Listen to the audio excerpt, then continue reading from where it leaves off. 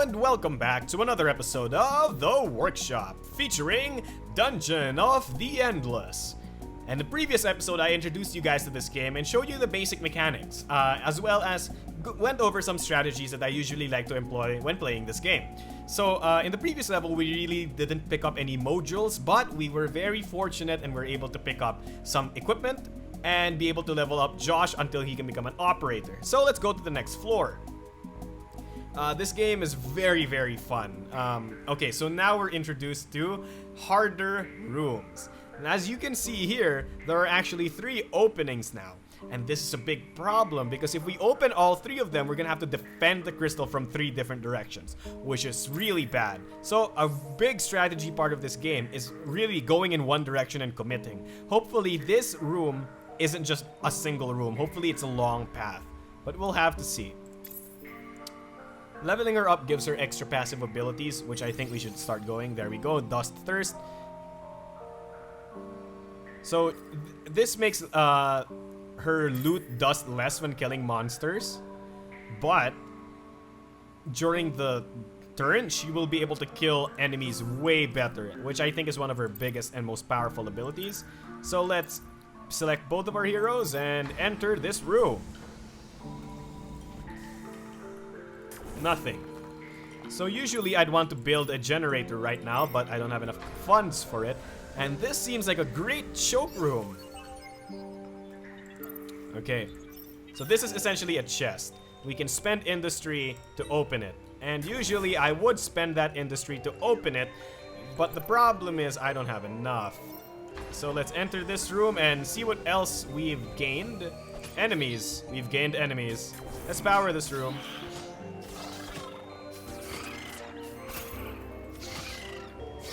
So there are many different enemy types, and I think you saw the crystal. That crystal enemy actually goes straight for your crystal. So there's that. Okay, I think we build the industry generator right here. And bring both of our intrepid heroes into this room. Which thankfully is not a dead end. Dead ends are my biggest enemy in this game. So this gives us extra food, I remember. Yes, we do. And hopefully we gain enough industry to be able to open this. I think Josh should start setting up base here. Okay. And this is a dead end, which is unfortunate for us. But this one, oops, enemies, we have to run back here. So this is a pseudo real-time game because I can tactical pause whenever I want and then issue orders to my heroes. But we have to be very wary of how we position ourselves and where we send our enemies. Sorry, where we send our heroes.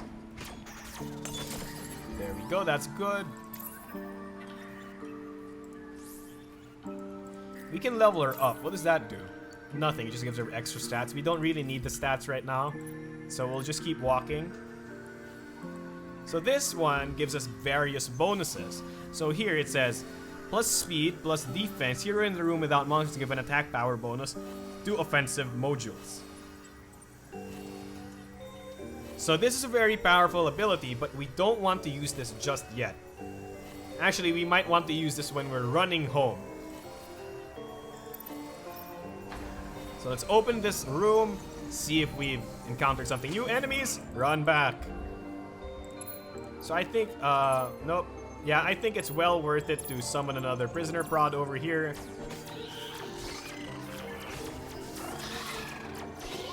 This enemy is really annoying because it deals AoE damage to everyone in the room, but it doesn't deal a lot of damage.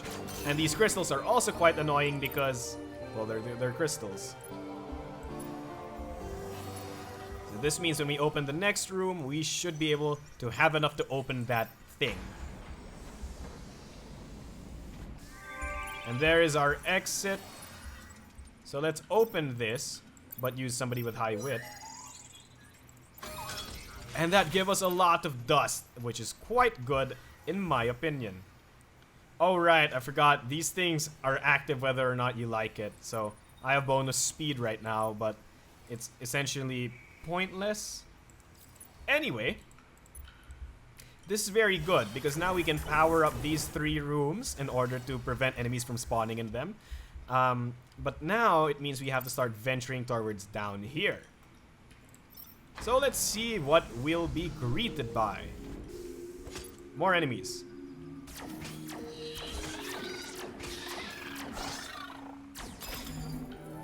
I know I've been a bit inefficient with my heroes. I should have put Josh here so he could operate this throughout the entire time.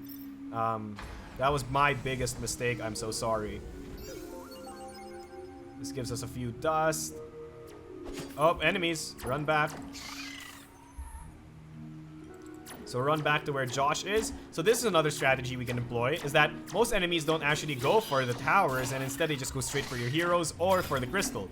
So by making them walk more of this distance, our heroes have to fight less, which is quite good as well.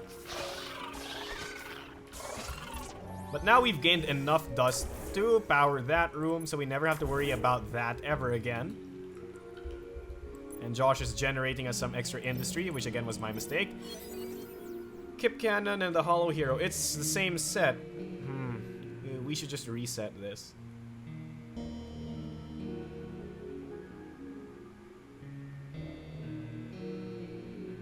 Actually, the Kip Cannon might be really interesting, but we don't really have a lot of science. Interesting, interesting, interesting. Well, we'll just explore more and see what options we have. This is yet another dead end. But this one gives us extra industry. Huzzah! Oh, enemies.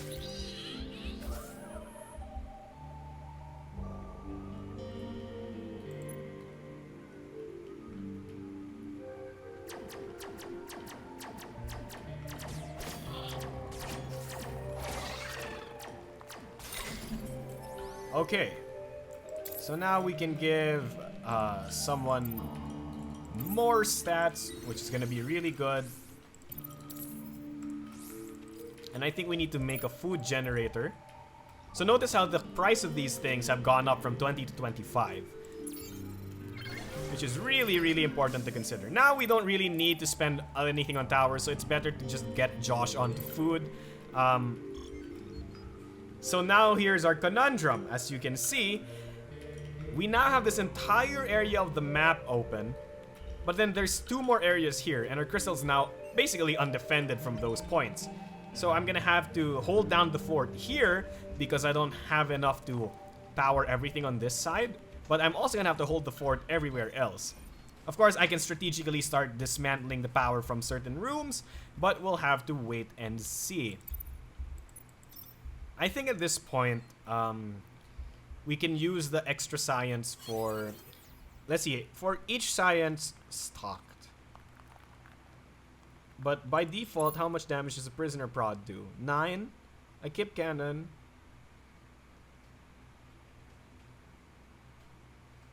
So this one can basically be really powerful. I think the moment we buy the Kip Cannon, we basically stop buying anything related to science. Let's try... Or we can do the Hollow Hero and have a tank to delay enemies, which is quite powerful as well. Let's go with the Kip because it's basically a straight upgrade to our regular cannons. Okay, no, I don't want to run it yet. So we go here. Thank goodness no new enemies. Oh, no, enemies are coming from this side. So we have to wait until this research is completed. We can then run Tulak over here and have her help Josh defeat these enemies. Okay. So there are still crystals here. With this in mind, we don't technically want enemies to be spawning here because that's way too close to our crystal. So it's actually way more beneficial for us to depower this room. That way, when these enemies come here, they'll be dealt with before this room's enemies spawn and start murdering us. We found a new hero, and it's Opbot. Opbot is one of my other favorite heroes, but he's also an operator, so this can be a problem, but the more heroes, the better. This is why we stock up on lots of food. So Opbot can actually make a second base. but I don't think it's worth the resources right now. Opbot's other problem is that he also uses spears, so we're probably gonna have him and Tulak arguing over who gets to get the spears. And there is a chest which awards us with a rapier, a sword which none of our characters can use. Sadness. Too bad, rapier's really good. It's even a rare. Oh, our heroes are taking considerable amounts of damage. Let's give this buff. As you can see, Opbot's not necessarily the strongest hero when it comes to fighting things, because, well, he's more of an operator. Does he have his operator skill yet? Nope, not yet, of course. So now we see that Opbot's skill has a cooldown, and this is why you can reduce the cooldown of skills using that. We will power this room to make this entire area safe. And since Opbot doesn't have his operate skill, might as well go here. And we've opened every floor in the dungeon, which is good. Okay, so now this is scary because our heroes are taking damage. Oh, the crystal's taking damage as well. So I healed my guy. Oh, we can't let our heroes die. Everyone, no, no, no, no, no, no, no, no, no. So it takes 4 food to heal our characters. So I was highly unprepared for that situation, and that was really unfortunate. Because now we don't have enough power to, well, power all the rooms, which is quite bad. And we wasted a lot of food in the process. Oh, that was really bad. That was really bad. That was a really bad room. Especially since Opbot's useless and can't fight. Okay, so now given this, we can see that our crystal has to run from here all the way to here.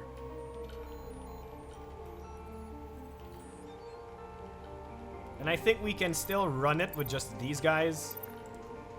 And of course, Lady Tulak over here just running all the way home.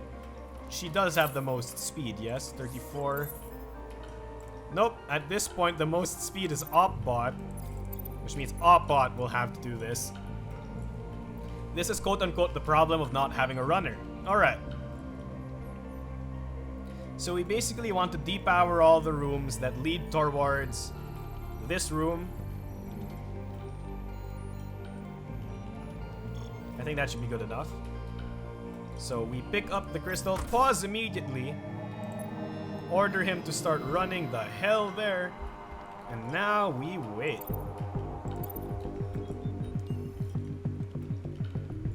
With this plan, I think we'll get to the end without even having to fight anything, which is really good.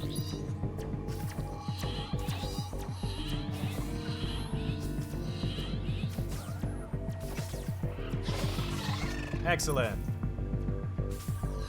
Now let's get all of our heroes ready and vacate this floor to Kingdom Come.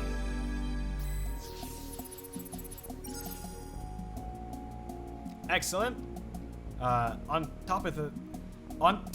And to top it all off, now I'm getting a blister, which makes no sense because you're a robot. Let's go to the next floor for this video. And once again, we're met with the 2 separate paths to go. Let's go left. No enemies spawned.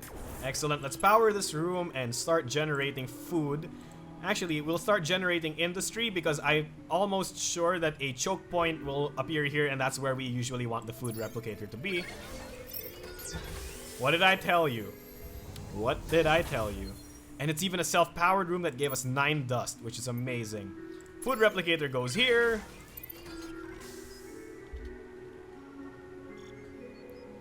So now that Josh is doing that, we can have our characters explore more. Enemies.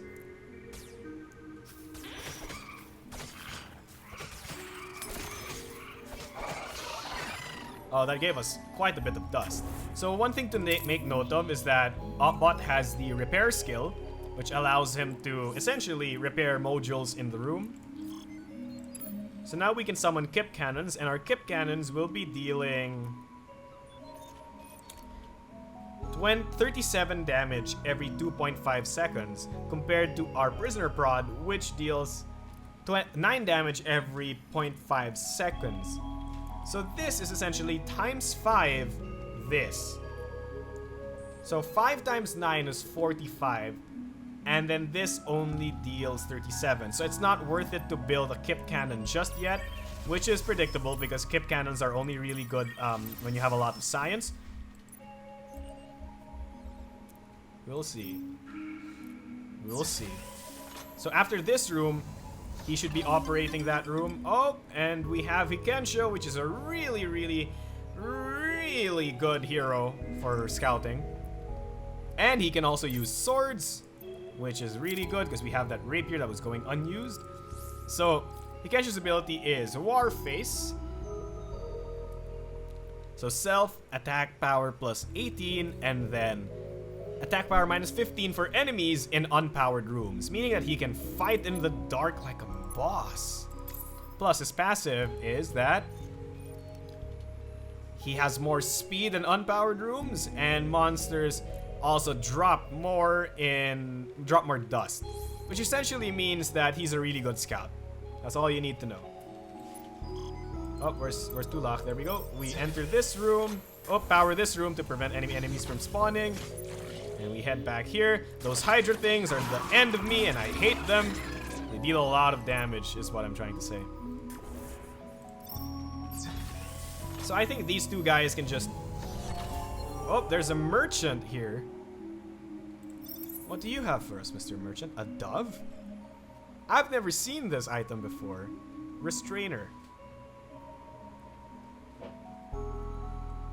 So it makes your attack... Oh, it gives you HP regen.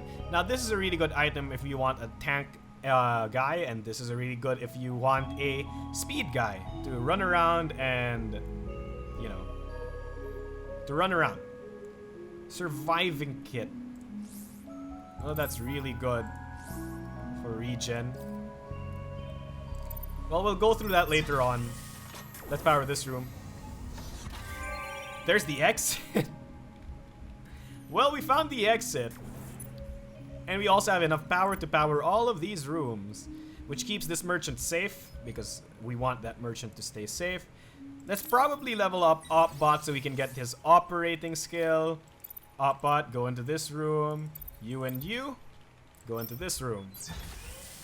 Which is a dead end in and of itself. With an item. A Gatling gun, which is bad because we have no one who can use that. Okay, so now here's another cool thing we can think about, and is that I think we can just set down a science creator here and start scouring the level for more stuff. These two I think can basically defend anything on their own, especially if I add some stats. We'll see. Whoop. Ooh, interesting. If we do this, no one has to defend anymore. Oh, a pea shooter. Josh can equip that. Excellent.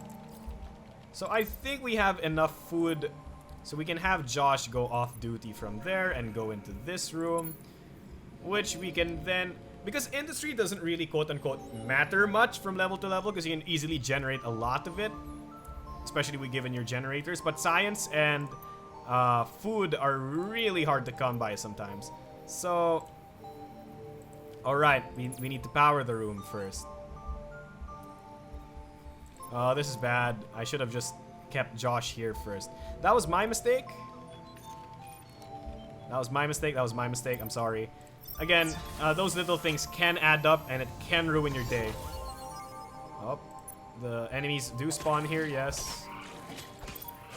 Let's activate the ability. Okay, that's good. Now Josh can go into this room and we can generate more resources. And I think we need to generate more food. Hotbot can go into this room and start generating more food instead of generating industry, because we don't need that much industry right now. You two, check what this science thing does. Oh, we can upgrade our prisoner prod so that it deals 50 damage every 2.5 seconds. Or we can do dust field generator. Nah, I think our strategy is gonna stay the same. We're gonna... Okay, so we need to calculate. So now our Kip Cannons deal more DPS than the prisoner prods do. So we just put 2 of these over here, and that should be more than enough to defend this part of the map. All the while attacking these bozos. As you can see, enemies are spawning everywhere.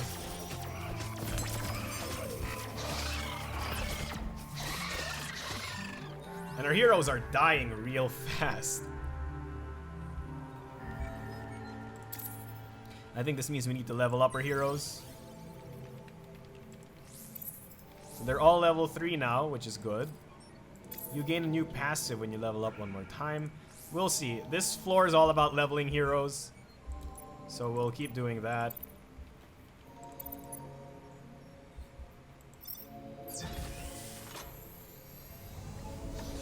As you can see, the floors continuously get bigger and bigger as you go through. And I think we really need to build extra Kip Cannons. Watch the heroes' health bars. Yep, that extra Kip Cannon helped a lot. Power this room.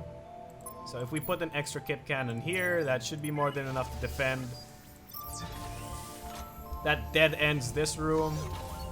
And there's another science thing, which we don't need because it basically has the same thing as the previous science room. And if we open this, we should have enough food for a lifetime. This actually, I think, gives us extra science. No, nope. Wait. We need to defend the home base first.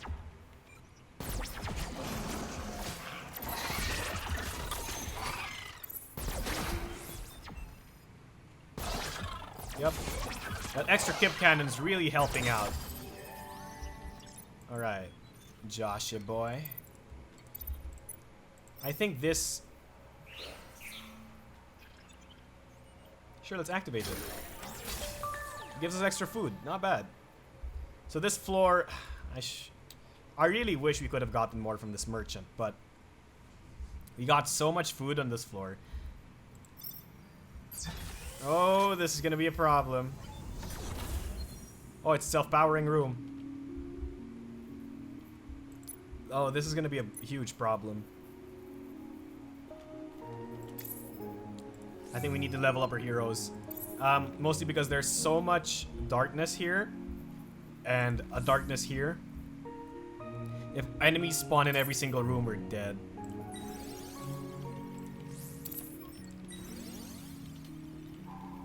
Hikensha can operate? Wow, I haven't played Hikensha in a while. He only has 6 wit. Compared to your 10. Compared to your 13. Right? I think we're generating too much food and we should start generating some industry. So let's transfer you there. Our 2 main attackers are now healed and ready to go. And I think this should be the last room. Yes, indeedy. Oh no. And did enemies spawn? Yes, enemies did spawn. Okay, so we need to hold off these guys. Activate your ability. Activate your ability. Heal, heal, heal. Heal. Alright, everyone. That was not a bad room. Not a bad room at all. And we've basically reached the end of the floor. Her ability is really good because she basically gets extra speed and all that stuff. And extra defense, which is really important. So now everyone, since we're all done, let's all group up. Alright, our core just needs to get there. And I think our fastest hero is fast enough. Speed 34, speed 28, speed 34. So Hikensha's quote-unquote our fastest hero. Just to make sure, let's double check what equipment this guy gives us. We don't have enough, but we can sell the Gatling gun in order to buy the Restrainer. The Restrainer is going to be really good for someone like Hikensha because it increases defense, it increases HP regen. Actually, it will be really good for someone like Josh too. Because now he can defend the base way better. And I guess we can give this guy to Hikensha. There we go. So now we can power one more room. So this makes it so that the enemies have to start from the furthest place imaginable. And now we can run.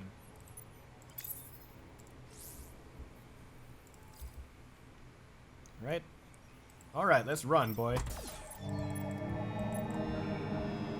Taking it to the end of the level. Actually, there's literally no suspense here because the enemies are literally miles away.